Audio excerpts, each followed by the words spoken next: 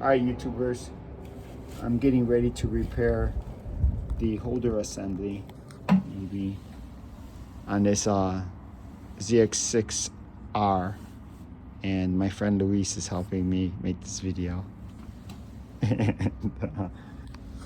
So, basically, the holder assembly was broken. I'm gonna put some gloves on because it's pretty dirty. The holder assembly was broken because I did not remove my brake caliper, or my brake lock, disc lock. And this is the second time it's happened, so I'm probably not going to be using a disc lock anymore.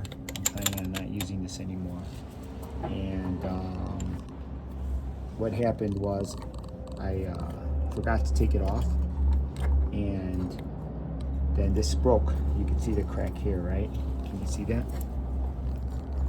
And so over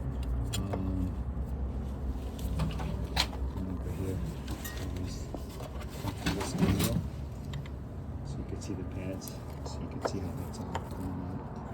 And then I'm gonna pull it out. Oh, that came out pretty nice. And maybe come up from this angle. There it is. And you can see it's all cracked and broken. And it took me a while to get a new part. Where's the new one? Here it is. So this is the new one. And it was on back order from Kawasaki. It took a while to get. And I just wanted to give a before the repair kind of video. And the reason it's on the back is because I thought that if I put it on the front and make the same kind of mistake, I could damage the forks. And I figured this was 75 bucks.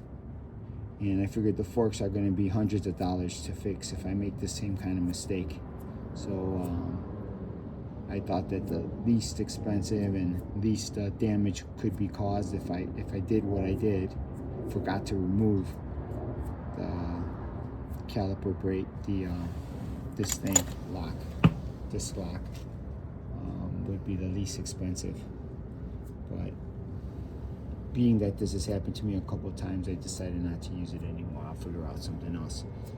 Talking with my friend, we were talking about maybe using an air tag and some other things that might be available to track the bike if it is stolen.